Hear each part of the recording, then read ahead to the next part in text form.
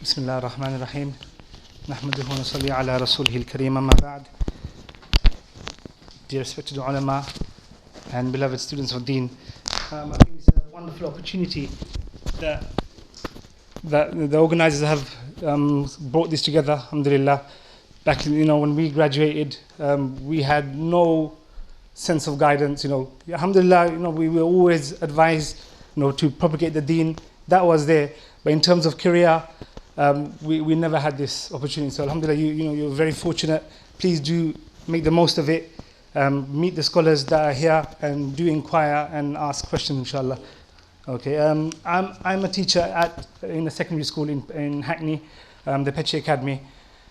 Alhamdulillah, when I got into the field of education, it was something that started off through maktab teaching. I taught at Selwyn Road Mosque when this was a long time ago, in 2001, after I studied in Syria. When I graduated in 1999 from Darul London, I went to Syria and I studied there for about 6 months just to pick up on the language. On my return, I got into madrasa. I was teaching in Darul London for a long time. Do we have any Darul London students here? Only one. Okay.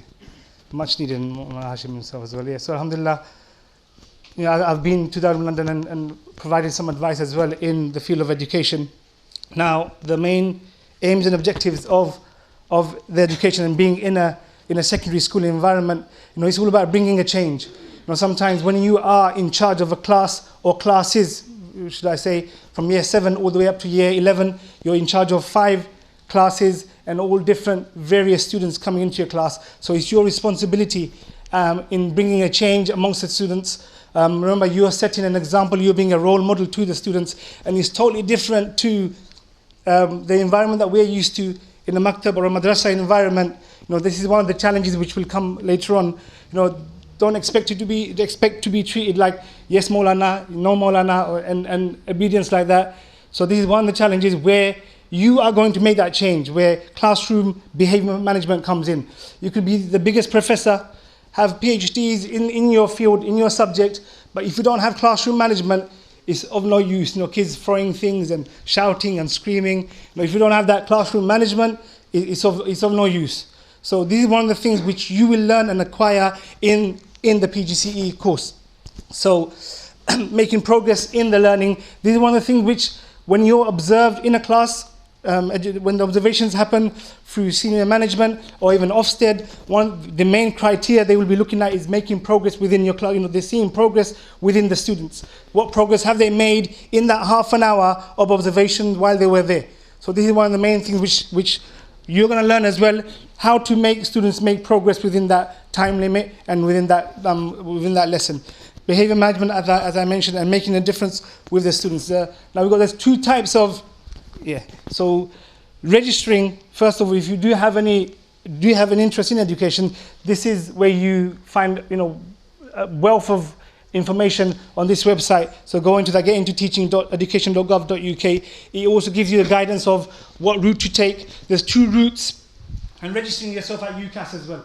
So once you've registered in UCAS, it will guide you, it will tell you what path to take, and we have to pass 2 skills tests, which is in literacy and in maths. So everyone has to do this. The prerequisites of starting a Pgce is that you need a C grade GCSE level for in maths and in English. And if you want to get into primary education, you need the 3 additional science. You need a C in that as well before you take the Pgce. Now, once you register yourself in the UCAS, there's 2 types. So school-led training. This means you get involved with a school environment from day 1.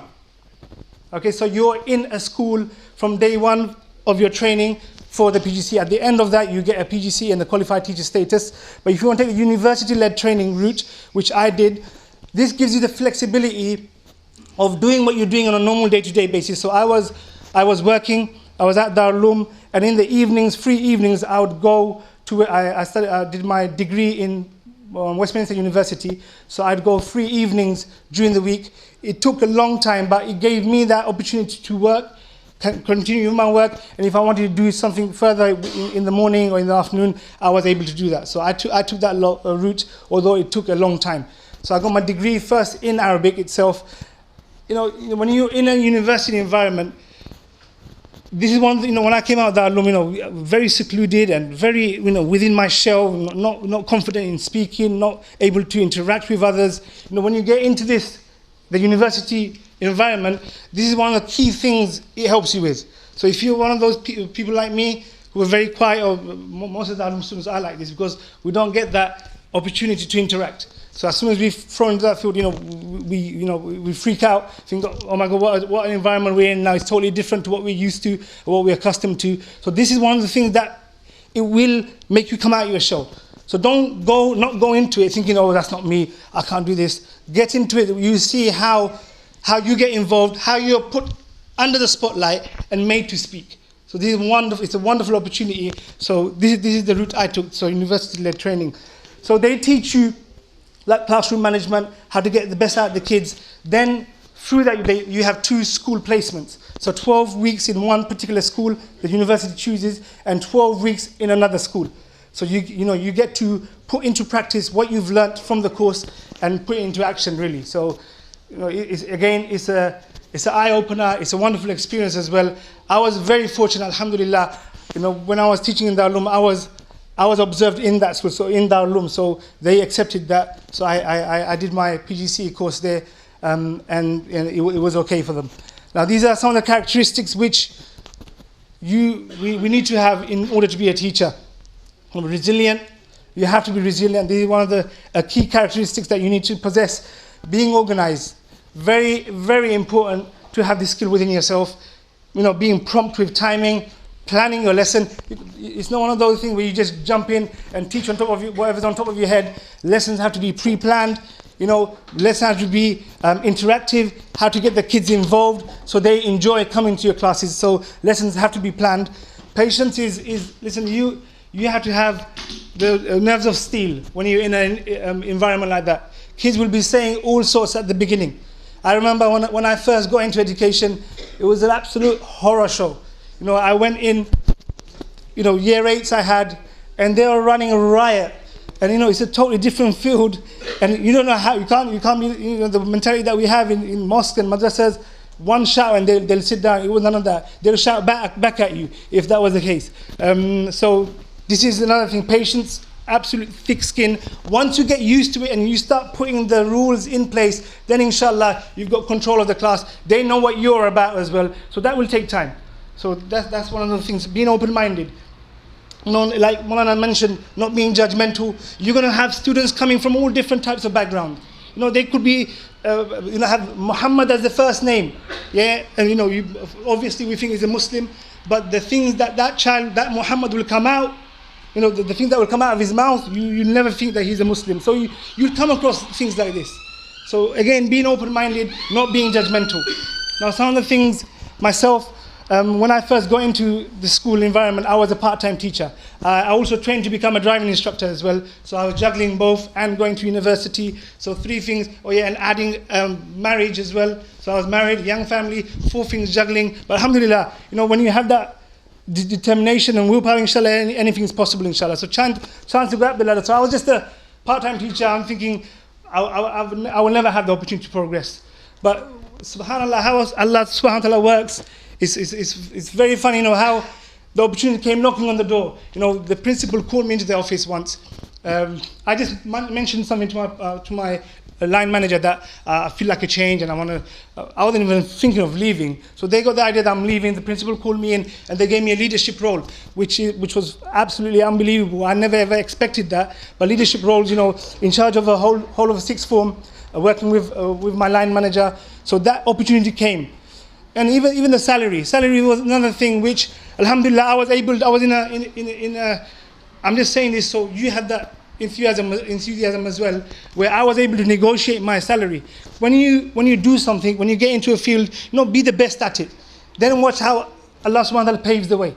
It's absolutely fantastic. And the education field, as you are aware, those of you that are teaching already, alhamdulillah, it's a very rewarding job. network training, they send you on trainings which cost about £350 per day.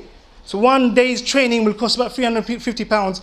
They sent me to various trainings, alhamdulillah, how to, because I'm a language teacher, they taught you skills on how to memorize, how to make students independent learners. And this, after me gaining all this information, I'll come back and pass it on to the teachers at the maktab as well. So it's a wonderful thing where I would acquire the knowledge and pass it on as well. So this was another wonderful thing. Networking with other teachers in school, getting ideas from them, bouncing off one another, trying something, maybe something that didn't work with you. You hear from another teacher that, oh, this works wonderful, like the 3-second countdown, so many tips, inshallah we'll share in the workshop as well. Role model for youngsters, I've mentioned, competitive salary, in a school, it starts off at 28K. Yes, the challenges are there, the responsibilities are there, you can work your way up. Leadership roles start off from 38, then if you're like a team manager, department manager, it goes from 40, so it does go up and the chances are there. So don't think you're just a teacher and that's it, no, nothing else can happen, nothing can change. There are opportunities for you to climb up the ladder. 13 weeks holiday, they say a teacher's job is fantastic, they get so much holidays. Yes, they do. Yes, but yes, there are challenges as well. A lot of marking, remember, dealing with the behavior. So these are the things that I usually come back with when they mention this. Bursaries, there's bursaries available. If you check that website, I said £25,000 bursary going around now, so please do check that out. Test of patience, paperwork, as I mentioned, there's so much jargon, sometimes I'm just telling you, warning you in advance, whoever wants to get into this field, there is a lot of jargon. There came a point where I was just going to pack it in. I thought, no, that's not me. But alhamdulillah, I had this wonderful colleague who I used to travel to Darul Uloom and back from, and he advised me and told me, just see it through. And alhamdulillah, it's one of the best decisions I've made, alhamdulillah. Working out of hours, don't think you're in there 9 o'clock and you're out with the students at 3. That's not going to happen. Yeah, that's not going to happen. There's going to be meetings, there's going to be some marking to do, there's going to be even seeing students at the end, discussing things, how the behavior issues, even sitting with them through detention. You're going to have your time where you have to spend an hour after school with them. So hours are open. There are no fixed hours for that. Marking, this is the worst part of being a teacher. Yeah, absolutely worst. Now, it's not just, back in the days, tick, tick, tick, tick, tick. Yeah, good, well done. None of that. We have to, our books get checked as well. So there's book scrutiny alongside the observations that happen in school. So now we have to write what the child is. Before it was just what went well and even better if we write.